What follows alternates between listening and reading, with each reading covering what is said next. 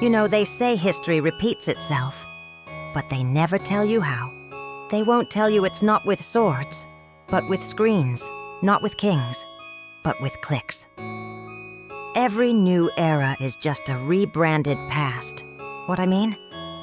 Let me explain. Did you know there's this one monument that no one knows about? Yeah, it's called the Obelisk of Domitian, and it was erected in 83 AD by the Roman Emperor Domitian. Now, this obelisk had 4 sides. The north side displayed scenes from the subjugation of Judea. The south side showed the deification of Domitian. The east side was all about military victories, and the west side depicted the emperor's building projects in Rome. Basically, it was like an ancient social media feed. You had conquest, propaganda, construction updates, basically everything you need to get those sweet, sweet Roman clout points.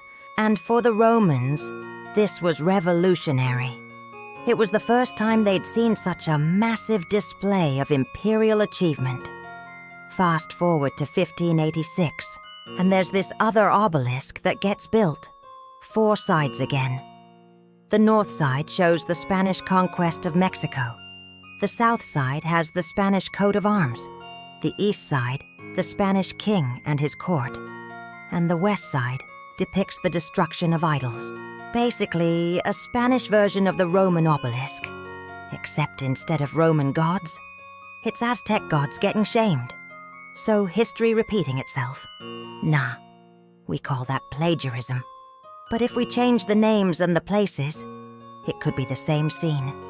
Now fast forward again to 2022, and we have the Arc de Triomphe. Also 4 sides, but now the symmetry is gone. One side celebrates the defense of Paris, another side shows Napoleon's coronation, and the last 2 sides are all about the French Revolution. So now the only thing that remains constant is the shape. And if we erased the names and the faces, it would be hard to tell if this was made during the French Revolution or the Spanish conquest of America.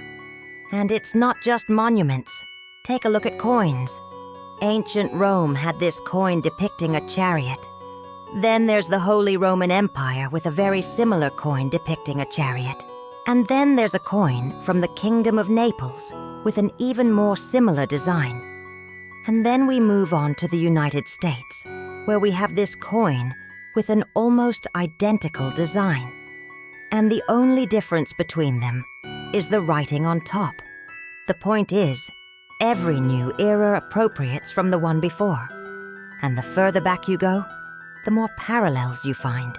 For example, the Greek and Roman concepts of infinity are the same. In fact, the Greeks developed infinity first.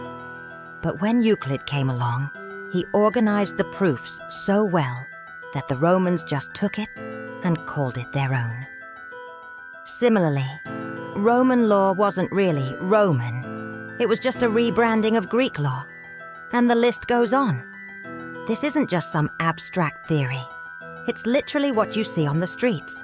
Like, check out these statues of female figures with the scales of justice. Both of them are copies of the Greek statue of Themis.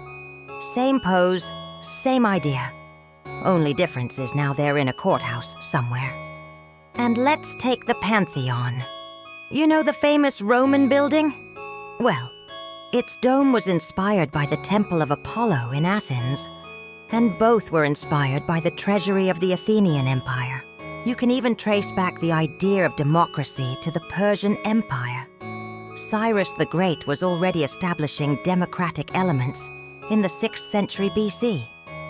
But once the Greeks started doing it, suddenly it was a completely different concept. In fact, nothing is really new under the sun.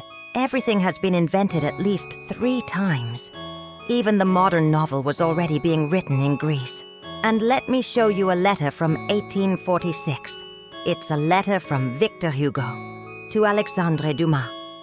And in that letter, Victor Hugo criticizes Dumas for copying Shakespeare. And if you read that sentence out loud, it sounds oddly familiar. But here's the key. Every new era also improves on the past. And I mean, think about it. If Roman emperors commissioned obelisks with their achievements, today you have the entire internet. For example, while Domitian's obelisk had 4 sides, today you have thousands of sides because every hour of the day, someone is adding to the narrative. And sure, sometimes people use the internet to improve on the past, but often they just add another layer to it. For example, Domitian's obelisk would have been impossible without the conquests of the Roman army. But today, even if your army conquers another country, you don't really need to build an obelisk because everyone will just tweet about it. And you can imagine the uproar if some random guy tried to build an obelisk today. Everyone would call him a dictator. But 2,000 years ago, that was the equivalent of being a TikTok influencer. You see, every new era is a repetition of the past, but it's also something else. For example, the scientific method seems pretty new to us, but it was developed in Islam as early as the 9th century. But today, we've taken it to a whole new level, because today, we have control groups and randomized trials. And thanks to the internet, you can share your findings instantly.